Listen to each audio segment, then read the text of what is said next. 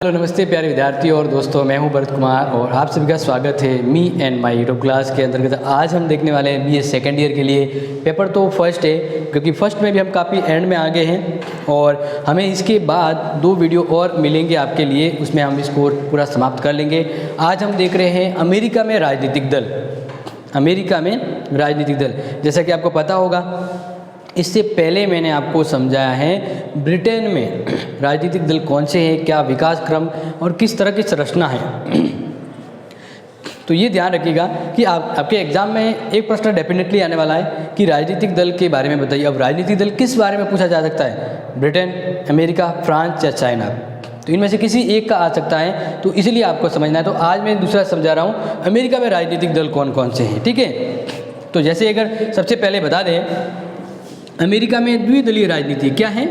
द्विदलीय राजनीति का मतलब है कि अमेरिका में अब तक के इतिहास को देखा जाए तो हमेशा उनकी राजनीति में 2 ही दल रहे हैं, हमेशा 2 ही दल रहे हैं। तो अब यहाँ पे मैं आपको ये आगे बताने से पहले ये बता दूँ कि एक राजनीतिक दल का लोकतांत्रिक शासन व्यवस्था में होना बहुत ज़रूरी है।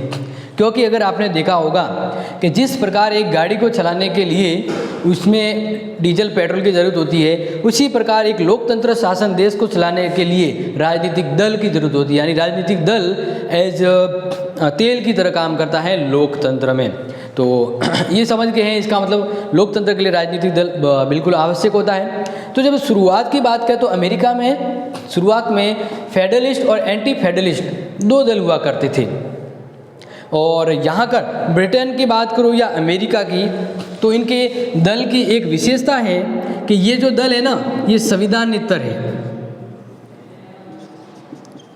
संविधानेतर का मतलब होता है कि ये जो भी दल है वो उनके संविधान बनने के बाद आए हैं, यानी संविधान बनने के बाद बने हैं, ठीक है। तो इसलिए इसको संविधानेतर कहा जाता है। देखिए शुरुआत में क्या था, शुरुआत में इनके 2 दल थे, एक तो था फेडरलिस्ट, दूसरा था एंटी फेडरलिस्ट। अमेरिका में 2 दल थे।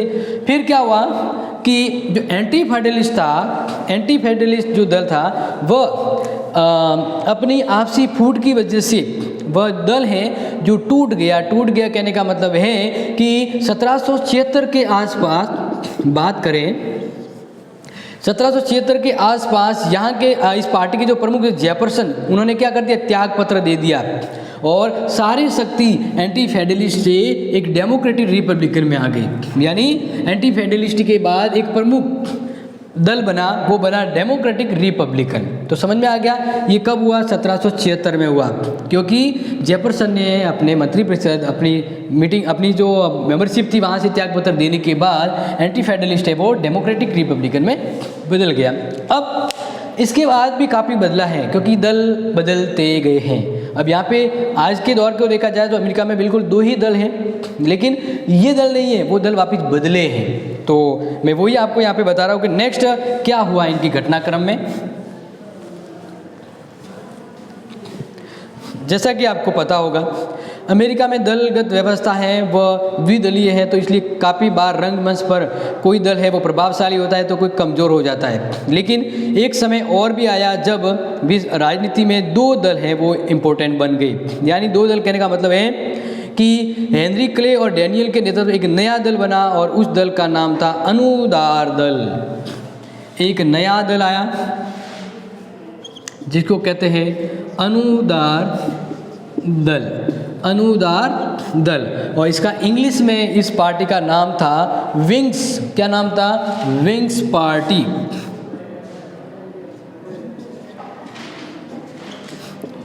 ठीक है, और यही पार्टी ये अमेरिका की नई पार्टी के रूप में उभर कर सामने आई। और ये जो नई पार्टी थी, ठीक है ना, ये जो नई पार्टी थी, इस नई पार्टी को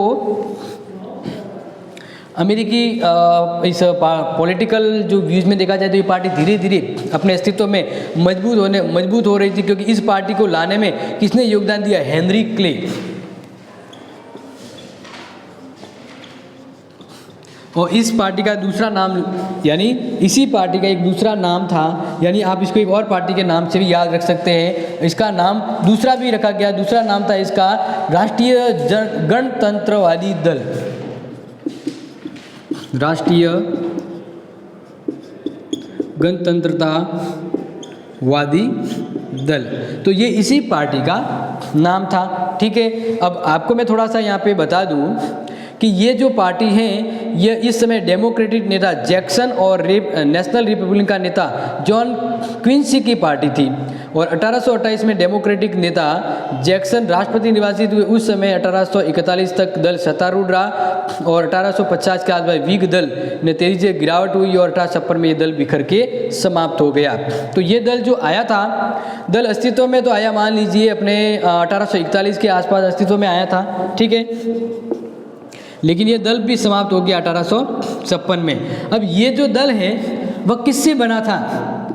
ये दल है वह डेमोक्रेटिक रिपब्लिकन पार्टी का ही बना हुआ एक ग्रुप था और इसी पार्टी का वापस अंत हो गया। कब अंत हो गया? 1856 में। यह पार्टी है वह टूट गई। क्या हो गई? टूट गई। यह पार्टी बिखर गई और इसके बाद इस पार्टी के बिखरने के बाद वर्तमान में एक नई पार्टी के तौर पर वर्तमान में वापस दो ही पार्टी रही, क्योंकि हर बार यही देखा गया है कि दो पार्टी थी, फिर ये पार्टी बिखर के डेमोक्रेटिक पार्टी आई। अब डेमोक्रेटिक को ही एक नया रूप दे दिया गया अनुदार पार्टी। अब अनुदार पार्टी 1856 में बिखर गई, तो अब इसकी जगह नई पार्टी आई, इसकी जगह नई पार्टी आई। तो जैसे अगर मैं आपको बताऊं कि ये पार्टी है ना वो बिखर गई, अलग अलग हो गई। क्या हो गई? अलग अलग हो गई। तो यहाँ पर रिपब्लिकन और डेमोक्रेटिक दो पार्टियां हैं वो अस्तित्व में आई, रिपब्लिक और डेमोक्रेटिक। ये थोड़ा सा ध्यान रखिएगा। 1856 के बाद अमेरिकी राजनीति में दो दल आए। एक तो था रिपब्लिकन, ठीक है, एक तो ये प्रमुख दल था, दूसरा था डेमोक्रेटिक।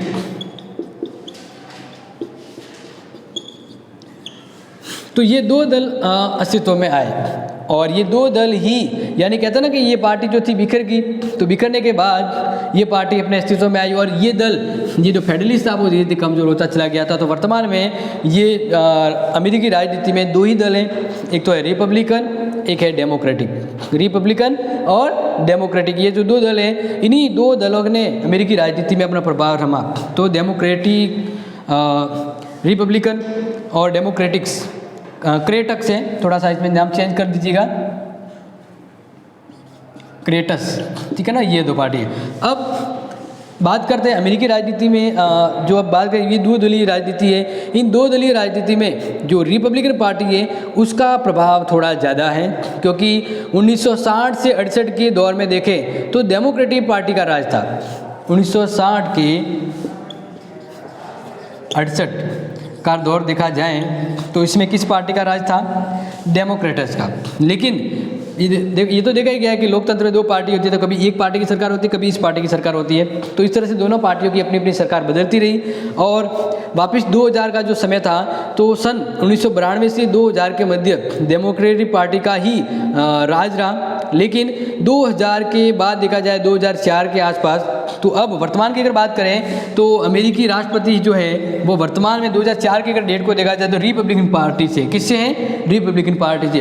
तो इस तरह से अमेरिका की शुरुआत में भी दो दल थे, बीच में बिगड़ता गया, दूसरा दल आया और वर्तमान में अमेरिका में ये दो दल हैं, रिपब्लिकन और डेमोक्रेट्स। समझ में आ गया? ये दो दल हैं। अब हम बात करते हैं कि अमेरिका में ये जो दो दलीय पद्धति है, ठीक है ना, द्विदलीय पद्धति है, तो इसके अलावा इनकी क्या खूबियां हैं, यानी हम देखते हैं अमेरिकी दल प्रणाली की विशेषताएं।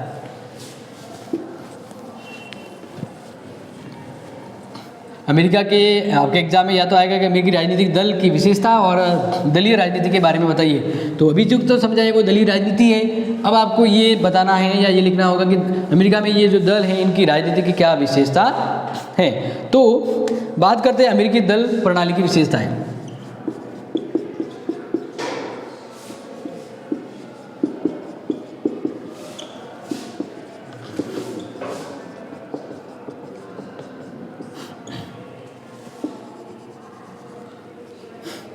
तो अमेरिका में ये दल है, ये क्या विशेषता है इनके पास, तो इसको देखा जाए तो सबसे पहले तो मैंने अभी जैसे समझाते समय बताया था कि अमेरिका में ये दल है संविधान बनने के बाद बने हैं, यानी दलों का संवैधानिक विकास,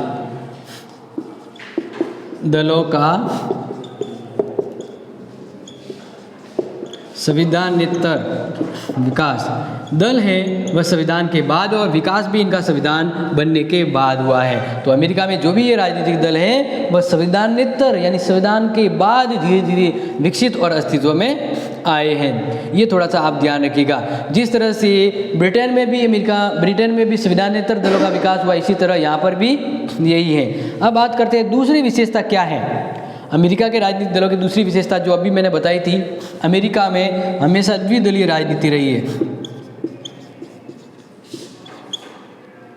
द्विदलीय पद्धति अमेरिका में उनकी राजनीति में क्या पद्धति रही है? हमेशा द्विदलीय पद्धति रही है। जैसे शुरुआत में बात करी थी कि दो दल थे, फेडरलिस्ट और एंटी फेडरलिस्ट, और वर्तमान में रिपब्लिकन और डेमोक्रेट्स। इस तरह से हम देखा जाए तो अमेरिका में हमेशा दो दल ही प्रधान रूप में रहे हैं।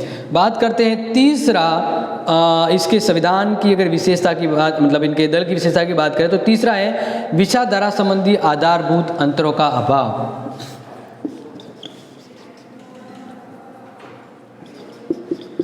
विचारधारा का मतलब होता है ना कि कोई भी दल होता है और किसी न किसी विचारधारा से प्रभावित होता है। तो विचारधारा संबंधी आधारभूत अंतरों का अभाव।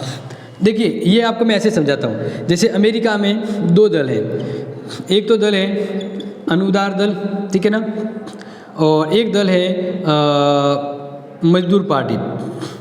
मजदूर का हम यहाँ पे कहेंगे लेबर पार्टी। दो पार्टी है वहाँ पे अमेरिका में, ठीक है। तो अनुदार दल है वह अपने उच्च वर्ग की तरफदारी करती है, और लेबर पार्टी है वह अपने निम्न वर्ग और एक निम्न वर्ग की पार्टी के रूप में है। तो इसका मतलब दोनों पार्टी अपने अलग अलग विचारधाराओं के कारण है।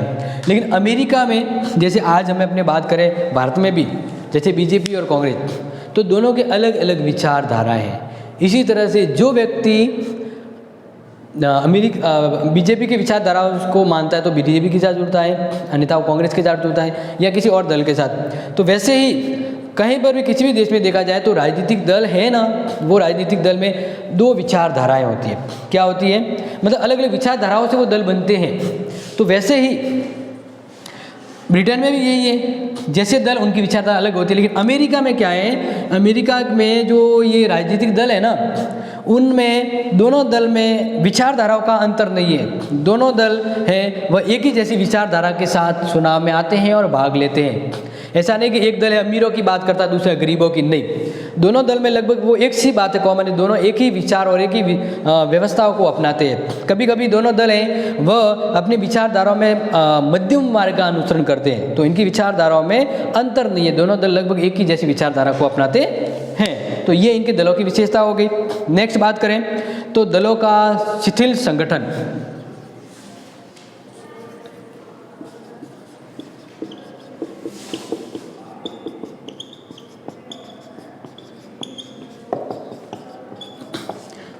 शिथिल संगठन का मतलब होता है ढीला ढाला। शिथिल का मतलब होता है ढीला ढाला संगठन।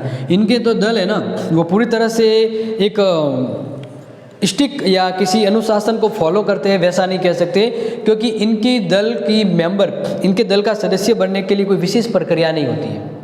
इनके दल का मेंबर बनने के लिए कोई विशेष प्रक्रिया नहीं होती है। पहले तो ये जरूर था कि दल के पार्टी के द्वारा ही कोई दल के अंदर जुड़ सकता है, लेकिन वर्तमान में कोई भी व्यक्ति है वह इनके दल का, पार्टी का हिस्सा हो सकता है। इनकी बनावट है वह इतनी स्ट्रॉन्ग रखी गई है कि ये अपने उन सिद्धांतों को फॉलो करे, क्योंकि इसके दल की जो बनावट है वह ढीला ढाला है, यानी अनुशासन और व्यवस्था और प्रक्रिया में बदलाव होता रहता है। और इन्हीं बदलाव की वजह से हम ये कह सकते हैं कि इनका ये संगठन है वो थोड़ा शिथिल छापन है।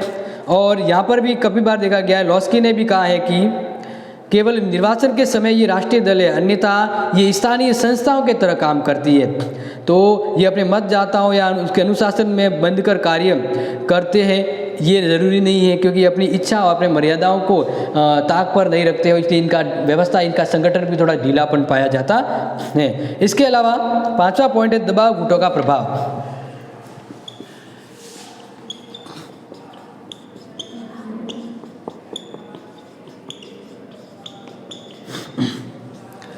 दबाव गुट यानी कहने का मतलब जो पार्टी सरकार बनाती है। अमेरिका में वो दो ही पार्टी है, कभी एक पार्टी बनाती है, कभी दूसरी पार्टी बनाती है।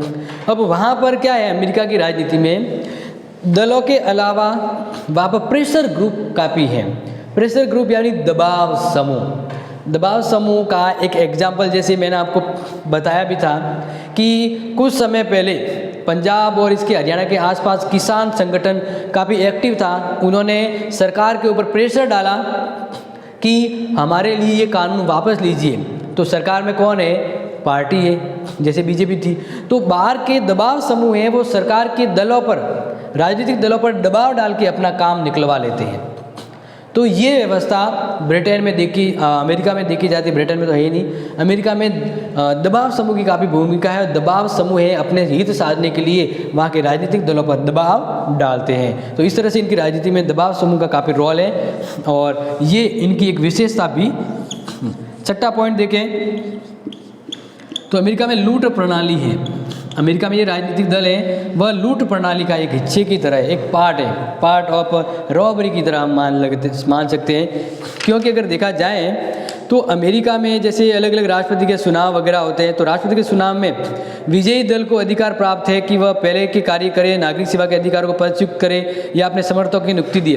कहने का मतलब होता है कि अगर मैं, जैसे मान लीजिए अभी मैं राष्ट्रपति हूँ, अभी चुनाव होने वाला है, तो मैं क्या करता हूँ कि चुनाव होने के पहले ही मैं अपने चहेतों को विभिन्न अच्छे अच्छे पदों पे बैठा देता हूँ या मेरे फायदे की चीज़ें मैं उस चुनाव से पहले करवा देता हूँ ताकि जब चुनाव हो तो पूरा फायदा मुझे मिले।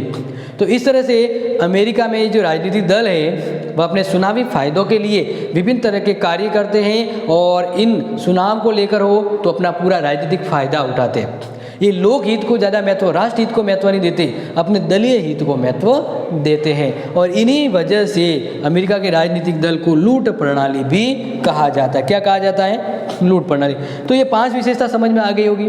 अब हम बात करते हैं कि अमेरिका में ये जो राजनीतिक दल जो बने हैं उनका संगठन कैसा है, स्ट्रक्चर क्या, यानी सबसे ऊपर क्या समिति होती है, इसके अंडर में क्या समिति होती है, कौन सी समिति है, क्या काम करती है। तो वो है इनके दल के संगठन की अलग अलग समिति, यानी संगठन का रूप हम देखने वाले हैं।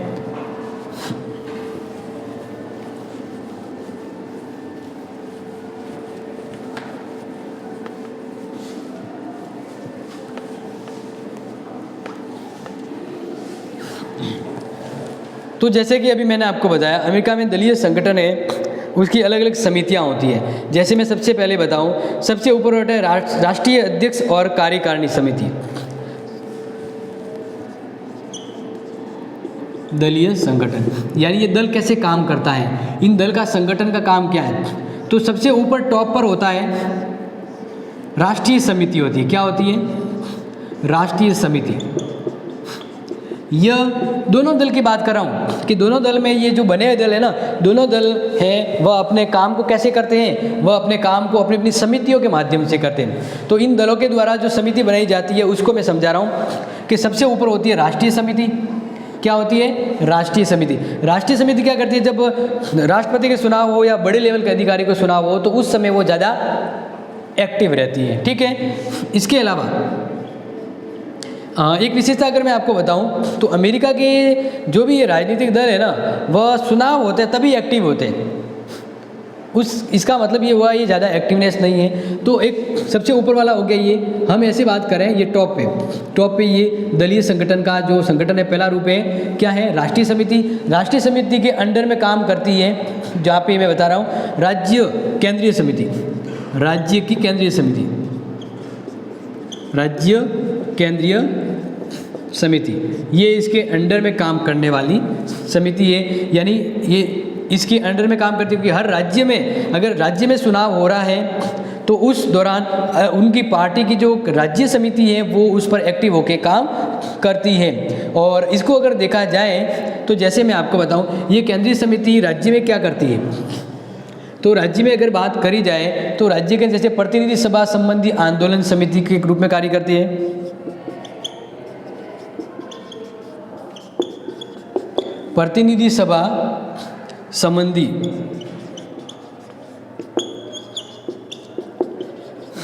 क्योंकि आपको पता होगा जैसे हमारे संसद में दो सदन है, लोकसभा और राज्यसभा। वैसे अमेरिका में भी एक तो है प्रतिनिधि सदन, क्या है, प्रतिनिधि सभा, और एक है सीनेट। तो जो राज्य समिति होती है, एक समिति तो ध्यान देती है प्रतिनिधि सभा पर, किस पे ध्यान देती है, प्रतिनिधि सभा पर, और राज्य केंद्रीय समिति का जो दूसरा जो इच्छा होता है वह सीनेट संबंधी आंदोलन पर ध्यान देती है।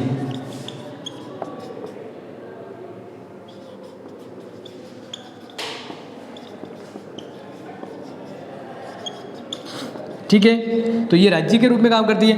अब इसके ऊपर हो गए, तो इसके अंडर में और कौन सी समिति होती है और वह किस तरह से काम करती है, तो वो यहाँ पे लिखा है काउंटी केंद्रीय समिति होती है,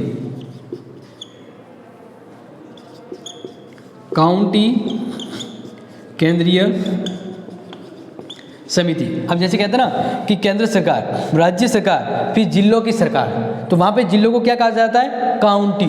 तो ये काउंटी केंद्रीय समिति है जो जिले स्तर पर होने वाले चुनावों के दौरान अपनी अपनी पार्टी, अपनी अपनी समितियों में काम करती है। तो ये होगी काउंटी समिति। अब काउंटी समिति है वह भी एक सर्वोच्च संस्था के तौर पे होती है। तो इसके अंडर में कौन सी समिति होती है, ठीक है ना, इसके अंडर में होती है जिला समितियाँ।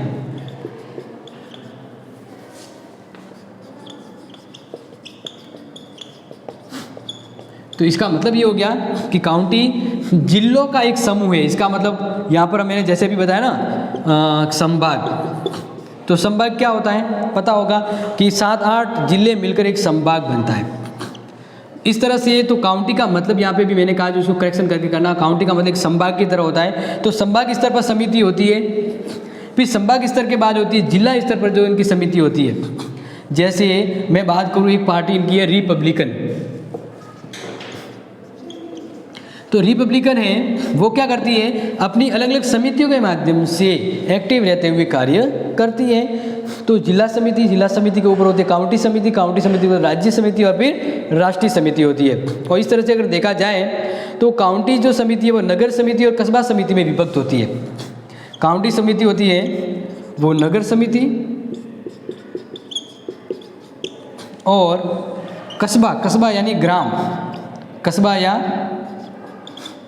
ग्राम समिति के रूप में काम करती है।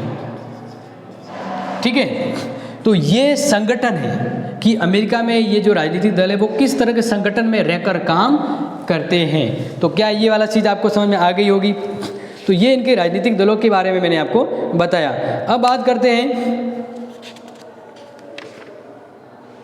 कि अमेरिका और ब्रिटेन के राजनीतिक दलों में क्या अंतर है।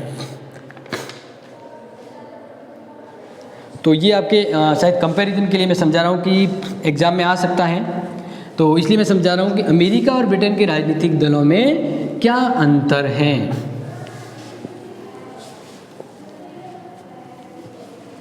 यानी तुलनात्मक दृष्टिकोण समझा रहा हूँ, ठीक है, क्योंकि आपको पता अपना पेपर ही तुलनात्मक राजनीति है, तो फिर आपको ये जानना अति आवश्यक हो जाता है। और एग्ज़ाम के हिसाब से ये आ भी सकता है, तो इसलिए आप इसको थोड़ा सा सीरियस होकर समझ लीजिएगा। अमेरिका और इंग्लैंड की दल प्रणाली की तुलना।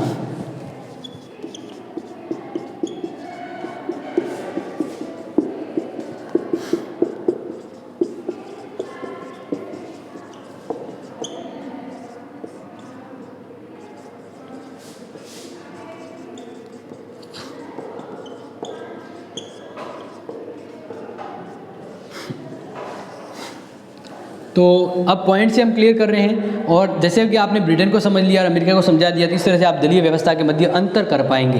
क्या कर पाएंगे, अंतर। तो पहला अंतर तो आपको सीधा सा अंतर होगा कि विचारधारा के प्रसंग में अंतर। विचारधारा,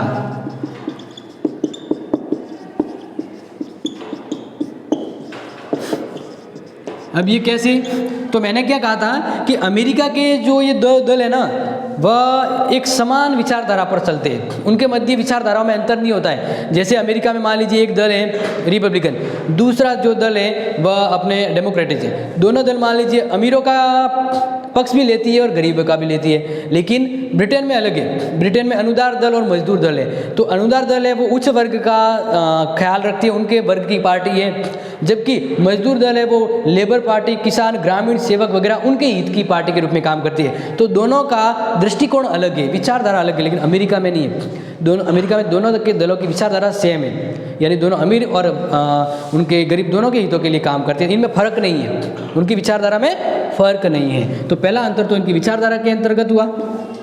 दूसरा बात करें तो दूसरा यहाँ पे बताया अनुशासन की दृष्टि से अंतर।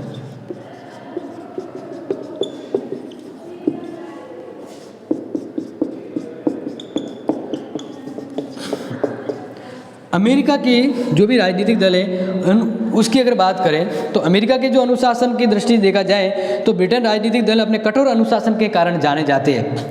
इनका जो स्ट्रक्चर है ना वह एक व्यवस्थित रूप में बना हुआ है और उनके दलीय राजनीति में अनुशासन का विशेष ख्याल रखा जाता है। लेकिन अमेरिका में जैसे कि मैंने अभी बताया था अनुशासनहीनता पाई जाती है, उनका दलीय संगठन भी ढीला ढाला होता है। तो इस तरह से दोनों में अगर अंतर करना हो तो ये एक पॉइंट है।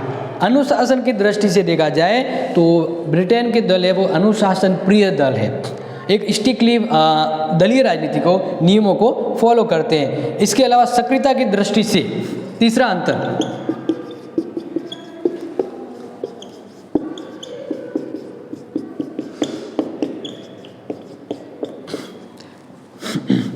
सक्रियता यानी एक्टिव। तो अमेरिका के जैसे बात करें ब्रिटेन के, जो ब्रिटेन के जो राजनीतिक दल है ना उसमें और अमेरिका के राजनीतिक दलों में फ़र्क है। अमेरिका के जो राजनीतिक दल होते हैं ना वह अवसरवादी का मतलब ये है कि वे क्या करते हैं कि जब इलेक्शन होता है ना तभी एक्टिव होते हैं, अन्यथा वे अपने क्षेत्रीय समितियों में विश्राम स्थिति में हो जाते हैं। लेकिन ब्रिटेन में जो राजनीतिक दल हैं वह आने वाले चुनाव से पहले, चुनाव के समय और चुनाव के बाद एनी कंडीशन में ये जो ब्रिटेन के राजनीतिक दल हैं वो एक्टिव रहते हैं। सरकार की गतिविधियों को लेकर हो, विपक्ष की गतिविधियों की समीक्षा को लेकर हो, विरोध को लेकर हो या कार्य टिप्पणी को लेकर हो, तो ब्रिटेन के राजनीतिक दल है वो एक एक्टिव रहते हैं हमेशा के लिए। जबकि अमेरिका के हैं वह निष्क्रिय हो जाते हैं। जब चुनाव होता है ना तभी अमेरिका के दल एक्टिव हो जाते हैं, अन्यथा नहीं होते। तो दोनों में फ़र्क हो गया। इसके अलावा दबाव समूह की दृष्टि से अंतर,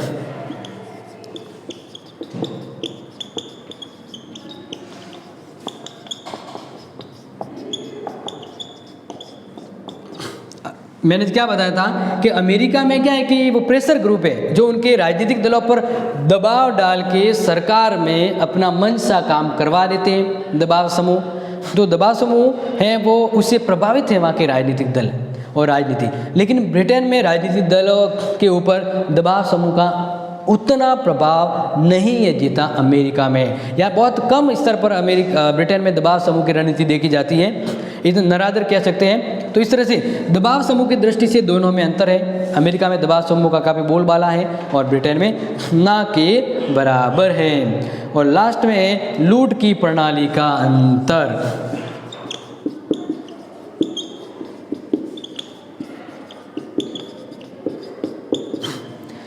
अमेरिका में भी जैसे बताया ना, अमेरिका में ये जो राजनीतिक दल है वो एक लूट के मकसद से आते हैं, लेकिन ब्रिटेन में ये नहीं है। ब्रिटेन में उनको उत्तरदायित्व भावना दी जाती है, क्योंकि देखो कोई भी राजनीतिक दल अगर पूरे कार्यकाल के दौरान एक्टिव होता है तो वह एक काम करने के लिहाज से आता है, राष्ट्रीय हित ध्यान में रखता है। लेकिन अमेरिका के दल क्या है, जब चुनाव होता है ना तभी वो एक्टिव होते हैं, यानी अवसरवादी। तो इसका मतलब ये लूट प्रणाली से जुड़े होते हैं। जब अवसर आया राजनीति में अपना फ़ायदा, अपना काम तमाम किया और चलते बने और क्षेत्रीय समितियों में बैठते हैं। तो इस तरह से अमेरिका और ब्रिटेन की दलीय व्यवस्था की बात देखें तो अमेरिका में लूट प्रणाली देखी जाती है जबकि ब्रिटेन में नहीं होती है। तो इस तरह से आज का अपना टॉपिक था अमेरिका के राजनीतिक दलों का संगठन, वर्गीकरण, विशेषताएं और अंतर। तो कैसा लगा बताइएगा ज़रूर और आगे शेयर कीजिएगा। मिलते हैं दोबारा आपसे महत्वपूर्ण क्लास में, तब तक के लिए take care and thank you.